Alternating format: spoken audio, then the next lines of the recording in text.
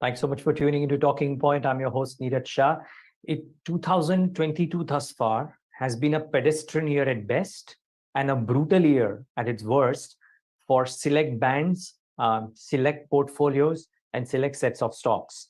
In a scenario or in a year thus far, if fund managers have managed to outperform the index, then there needs to be a conscious effort made to try and understand how is that particular fund manager, she or he, thinking about portfolio construction in the current times, and how is she or he looking at the landscape as it presents itself. With this in mind, today we talk to Siddhartha Bhaiya of Aequitas. Their performances, if I don't have the exact numbers, but when I looked at the numbers last, their performances seem to be way ahead of what the index has done, obviously. So the relative and the absolute performances both have been standout. Siddharth, thank you so much for joining in. And that's one of the principal reasons why I would want to understand from you as to how do you see the landscape, because what you've done over the last 9 months has helped you outperform meaningfully. And the question therefore would be, what is it that you're doing over the next 9 to 12 to 15 odd months to ensure that this outperformance stays? Good having you. Good morning, Neeraj, and thank you. Thanks a lot. It's a pleasure being on the show. Yeah, I think last couple of years have been very, very good, right? Post COVID, you saw new bull market coming in and new sectors emerging. See, there's an old adage that every bull market is led by new leaders. Leaders of the past bull market don't tend to do well in the next bull market, right? But what happens is majority of the people tend to cling on to the previous winners. And you look at it, you had a new set of leaders or companies emerging which have done really, really well over the last 2.5 years, right? Whether initially it was metals, commodities, in general, energy as a sector, right, was completely forgotten. You're talking about soft commodities, textiles initially did well, and a lot of the others, financials, which had a dream run from 2017 to 2022, have relatively underperformed. More so the popular ones, the financials which have done well is the ICICI Bank and State Bank of India, or the consumer stock which has really done well and propelled the FMCG sector to new highs, ITC, which was completely ignored, or autos made a stellar comeback, right, after a very, very long time. So yeah, I think, and we just hopefully this trend will continue. Trends tend to last longer than most people's memories. So this is just the beginning of probably a 7, 8, 10-year trend. Well, therefore, I'm inclined to believe, Siddharth, that your portfolio bent is towards these lines, because you are saying that hopefully the trend will continue, which means that's essentially how you reckon or how you constructed your portfolio for the near to the medium term.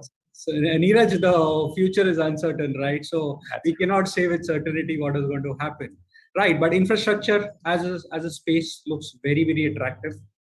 Okay, as I said, commodities in particular, you look at what is happening with energy prices globally, whether it is coal, whether it is gas, whether it is oil. And these are sectors which have seen massive underinvestment for more than a decade. So I think these are the sectors. Capital goods, again, completely forgotten. These were the darlings of the market way back in 2006, 2007, and completely forgotten as sector. So the valuations are attractive here. The balance sheets are improving. The sectors have been neglected, very under-owned. So I think these are the sectors which we're bullish on and where we continue to remain bullish on, to be honest with you. Okay, so I'll come to these in a moment. Let me just slip in a quick, slightly broader question. I'm just zooming out a little bit, Siddharth. These 9 months, the last 9 months, or as the case may be, as you measure your performances, I think both on a relative and absolute term, you've had a very high level of performance, right? Yes. But it will also always be true that the extent of performance that any portfolio can give would also be a factor of how the market has behaved per se, right? Largely. So my question to you is, and my question to an extent at least, so my question to you is, are you gunning for repeating the kind of performance that you've done thus far over the course of the next 12 months?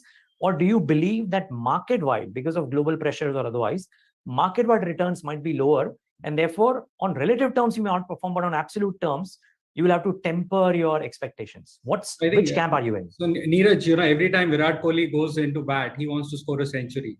So every time as a portfolio manager, you want to outperform. Whether that's going to happen, not always, right? At the end of the day, So yes, we've had a very good 2.5 years, right? First 2 years, our AIF was up 100% and another 100%. So, right, obviously before that we were down 50%, but you look at it, 100 became 200 and 200 became 400. And key is last 1 year, it's now going to be probably a stage where you're going to consolidate.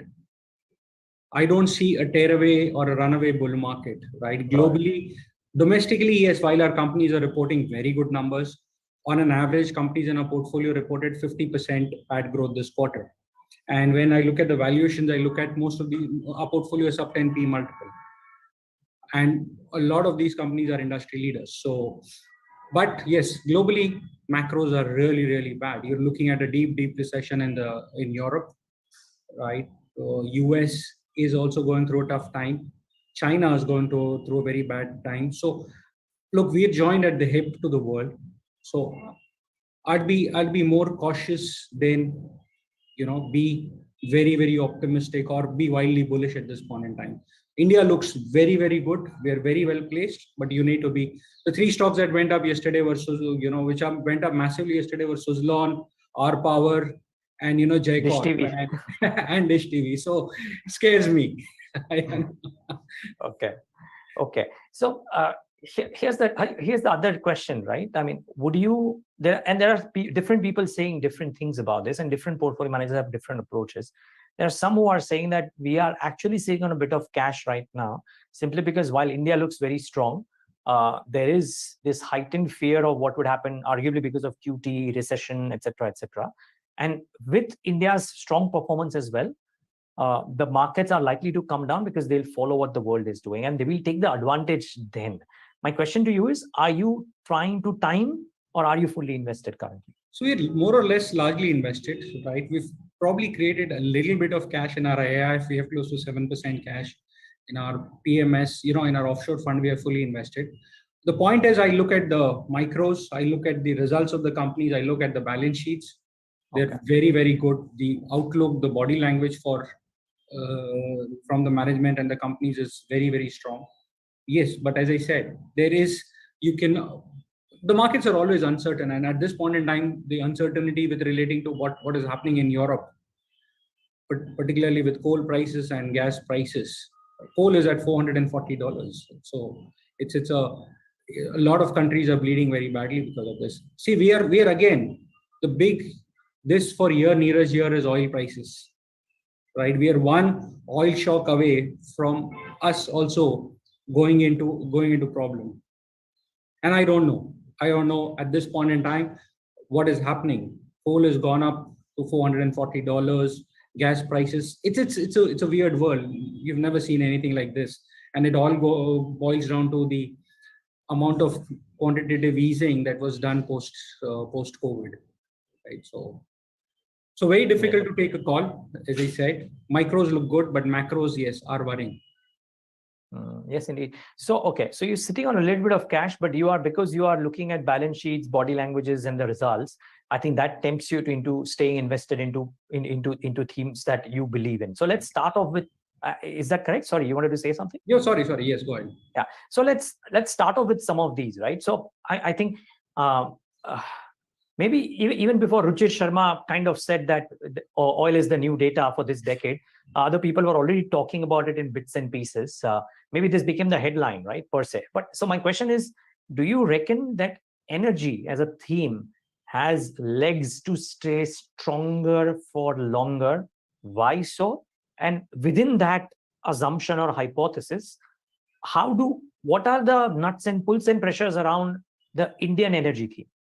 So I think, we've been bullish on oil for the last 2.5 years, right? The moment QE in COVID panic, I came out in public and said, look, oil looks like it's going to 100 when it was closer to $15, right? And the whole thesis was that we're consuming more oil, but at the same time, we have not explored for oil in the last decade, thanks to the ESG brigade, right? And the ESG philosophy has been thrown out of the window. Europe has restarted all its coal power plants, right? Nobody's talking. If you're burning more coal, no problem. Everybody is looking the other way, right? So And in that, so energy, I think we've not invested in energy for a very, very long time, whether it is coal, whether it is oil, and oil discoveries take a long, long time to come in, right? Even if you want to run your EVs, you need electricity. Electricity is either on gas or on coal. So these are all substitutes at the end of the day. So these are things. Will the prices, go up from these levels? Looks unlikely, right? Gas prices in Europe are already at 300 euros plus. I don't think so. These prices are sustainable.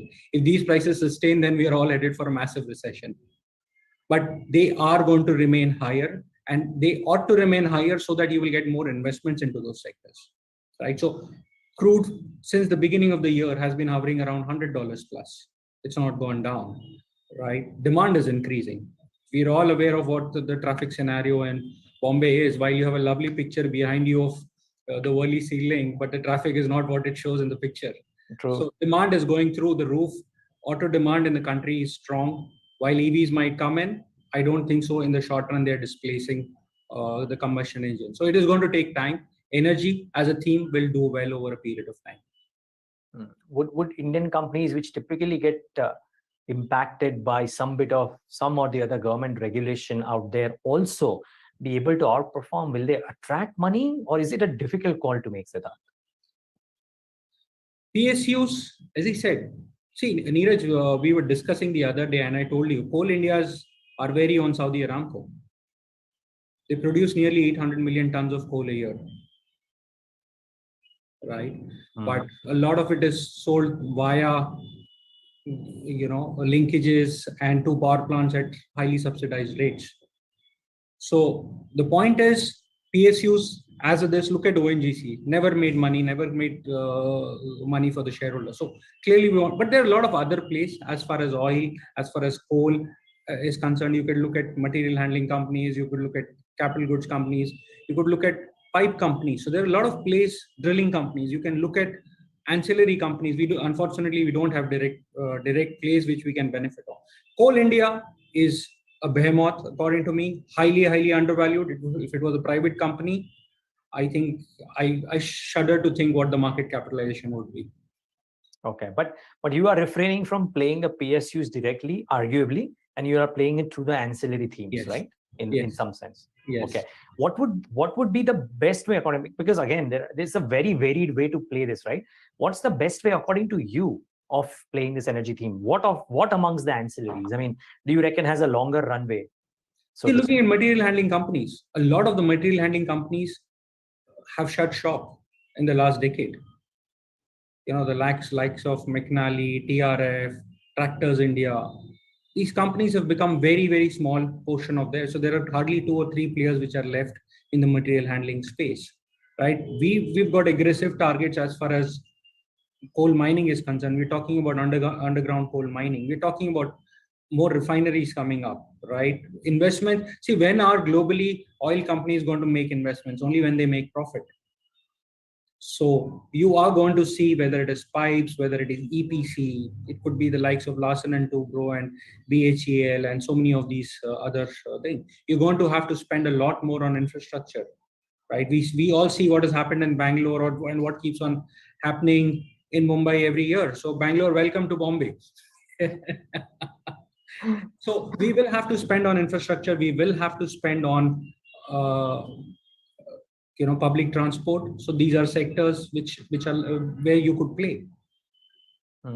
Okay. So that's one. Two, in your opening remark, you made a point to which my mind went back to an interaction that I had with the managing director of SKF India, who I think about 9 months ago in an interview told me that if I was the MD of a manufacturing company, I would believe that this is going to be my decade. His targets about what could happen to manufacturing as a percentage are very, very stiff, ceteris paribus, of course. What's your sense around this whole thing? Because again, it's a very wide bucket. So, and how are you therefore playing it as well? I think, Neeraj, I fully agree. I'm sure on that. I think manufacturing in India has suffered for the last 2 decades.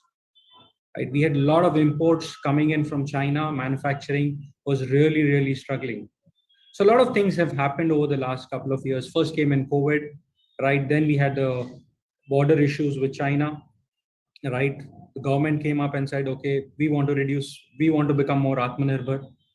Manufacturing in India will benefit on multiple accounts. First is imports from China have gone down dramatically, right?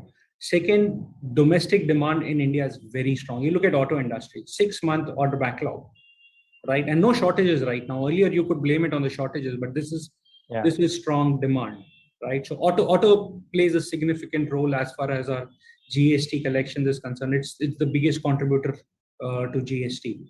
So auto is a big employment engine as well. So domestic demand is very strong. You're looking at manufacturing in Europe is down and out. Yeah. With their energy costs and everything. So we're looking at exports to Europe. We're looking at exports to the US. A lot of companies that we talk to are talking about huge export opportunities to US and Europe. And while there might be recession, what you have to understand is the manufacturing capacities down in Europe are shutting down lock, stock, and barrel. So that is there. China plus one is a reality, right? China with its policies of arbitrarily locking down cities. So if you're a global major, you cannot have your supply chain getting disrupted because there are 2 COVID cases in a particular city. So manufacturing, I think, is a very long-term theme. These companies have really, really suffered for the last 2 decades, completely ignored by the governments. And yeah, it was also a sector which was deprived of credit. So now credit flow, if you look at it, is actually going to the manufacturing sector. It is actually going to the infrastructure sector. So I'm very, very bullish, very, very gung-ho on manufacturing. I think if last decade was all about services, this decade is all going to be all about manufacturing. Okay, so on that point, and then I'll have a follow-up to your question, but just I want to squeeze in something else in between. There is a school of thought which is saying that if last decade was a decade of companies which were B2C, B2B makes a big comeback. Manufacturing kind of ties in with that theme per se, right? So we've been saying this for the last 2 years, 2.5 years, that B2B manufacturing is going to do really, really well. See, B2C did well in a low inflationary environment, right? Now B2B is doing well. You're looking at GDP growth rate at 10%, 11%, and you're looking at PAT growth for companies at 50%. What does that tell you? That balance 40% is nominal growth. That is profitability. So volumes are not increasing. GDP measures the volume, whereas profitability growth measures your value. Right? So profitability growth is much higher than the physical growth that you're seeing. So demand is outpacing supply. We've had no investments in the B2B space. And these are industries which are actually commanding a premium. That's why we have inflation, right? Let's not buy into any of the theories that this is a supply-led inflation. No, this is a demand-led inflation. Sure. Try booking a ticket to Europe. Oh yeah. Yeah, I can imagine. I mean, try getting a visa for Europe. That's of course a supply side thing, but I'm just saying in a lighter way. You're not even getting a visa. Your travel agent will tell you this is the fare, and you'll say, no, I don't want to fly business class. He says, nahi sir, ye economy ka hi hai. Interesting. Okay. Journalists always ask only for economy class tickets. So, for us, it's not a problem. Anyways, Siddhartha, manufacturing by itself, and a simple glance at the quantum of PLI schemes available out there tells you how wide this bucket is, right? So again, the same question that I asked you in the previous piece for energy. What is the best way to play this upcoming manufacture, or a boom that you're already in and is likely to stay for a long time? What's the best way to play this? I think go for industry leaders. Definitely stay away from Suzlon, R Power, and all the other dish TVs of the world. Look for industry leaders. Look for companies with global presence, right? Companies which have export, because exporting also takes a lot of time. Look for companies with good balance sheet, good management, good pedigree, with a long history. A lot of these names are forgotten, trust me, Neeraj. These were very popular 15, 20 years back. Nobody even remembers. If I tell you, tell me 5 material handling companies, nobody will be able to tell them. Forgotten, completely forgotten. So these are companies which are good. They have scale. They've survived. These are institutions in place. And yes, so industry leaders, clearly. Industry leaders, good balance sheet. Today you have infrastructure companies which are debt free. Can you believe it? Infrastructure companies are supposed to be, Larsen, if you take out their Hyderabad metro, is virtually debt free. Sure. So that's the kind of underinvestment that this particular sector has seen, and I see the government is doing a lot of investment in infrastructure because it works on two counts. One is it creates employment, right, and second is it also drives the GDP. Yeah, the multiplier effect is very high. Multiplier effect is very, very high. So yeah. The small pushback that I would probably give when it comes to these industry leaders, that in a lot of cases, right, some of the goods in the near term seem to be, at least the valuation suggests that maybe they are priced in. I mean, in ABB, running up after the kind of valuation that it was at, or a Dixon or some of the other in the manufacturing space, they are leaders, but they are priced not to the moon, but something like that, right? Yeah, so they are. How do you take a call about what to discard and what to choose, Siddharth?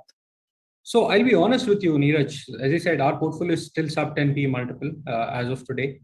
And while ABB, Siemens, Larsen, for nearly 13 years, they didn't do anything. And it's only recently that in the last 1 year that these stocks have run up. While the valuations are expensive, they've tended to be expensive. Even during their worst time, they were quoting at 30, 40p multiples. So these are great companies. I would, again, large caps, India per se right now, the valuations are very expensive. So we need to be very, very careful, right? Okay. We've seen where the valuations at some of these companies are I don't even look at the balance sheet after I look at the valuation. So oh, got it. Okay, fair call.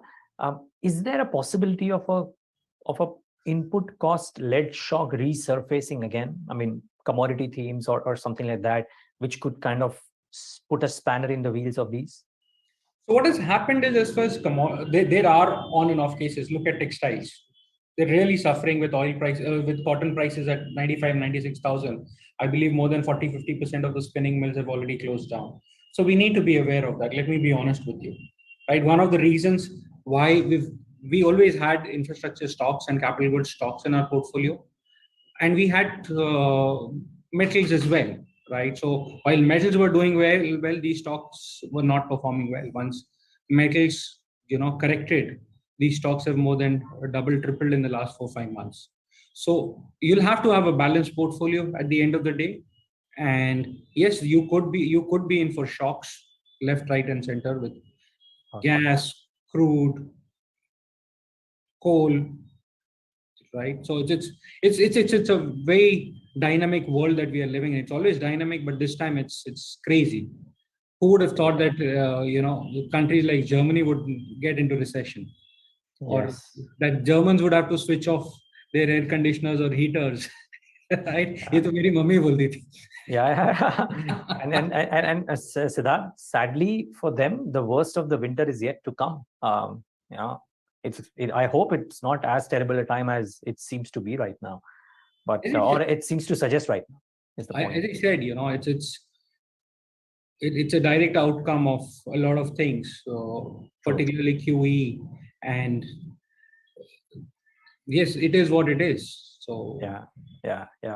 In some sense, at times you feel thankful that during 2020, when there was a lot of clamor around why India isn't doing what the West was doing, that our government didn't go out and play party to all those calls. Otherwise, we may have been in a different scenario too. 100%. I fully agree. Yeah. I think it was insane, the amount of quantitative easing that Fed did, right? They became bold and they said, come what may, you're not going to have inflation, right? And don't be surprised that you already have protests in so many countries. You're looking at Turkey, you're looking at, I think one of the CIS countries, was it Azerbaijan or not Azerbaijan, obviously, because they have a lot of oil, but one of the other countries. I think Czech Republic, yes, Prague yesterday, they had protests as far as this is concerned. Inflation. So inflation is what can bring down governments. Got it. Yep. Okay, Siddharth, last couple of questions. Yeah. You presumably had metals in your portfolio. Did you take the foot off the pedal? Because you were of the belief that this will be a multi-year cycle. Correct. It's kind of, the balloon has been punctured a little bit, even if it may well be a multi-year cycle, but the prices have come off quite materially. So Yes. what's your sense here? So see, we've been invested at much lower levels, to be honest with you, right? We've lost a little bit of the unrealized gains, but we've made somewhere with a lot of the other engineering and cap goods stocks and the infra stocks that we had, right? So that's one of the reasons why we are outperforming by nearly 25 percentage points over the last 1 year. Sure. Right, our AIF is up 22%, whereas the Nifty over the last 1 year is down 2%. Sure. Right. So one of the reasons is, and we were supposed to be bullish on metals, obviously, but we always have a diversified portfolio. So while in the 2021 last 2 years, metals did very well for us, commodities did very well for us, but now the balance of the portfolio is doing really, really well for us. Yeah, no, but which is great, of course, which shows in the returns. But what's the we continue to remain. A lot of these companies, we've invested at much lower levels. The valuations are very attractive. These are some of the most efficient companies in the world, not just in India. Right. Okay. You just have to listen to Vedanta's commentary or Hindalco's commentary. So these are good companies. Okay. Okay. So you continue to stay invested. Okay. One final call, and again, a follow-up to a point that you made, that the old adage that the leaders of the previous bull market don't quite make it in the next one. The conversation from the IT companies is that unlike the previous playbooks of Western recessions or recessionary scenarios, this time around the playbook will be different, because their customers are telling them that we are not going to stop the digitalization process midway. We are in the midst of it. It's going to continue. And therefore, they don't see too many issues for the next 2, 3, 4 years at least, which is where maybe the worst of the recessionary scenario could play out. What's your sense on IT? Simply because, again, the valuations are now no longer as sky high as they were at the start of the year. So Neeraj, these are great companies, whether it is TCS, Infosys, Wipro, HCL Tech, any of the tech companies, right? India is what it is because of our education, right?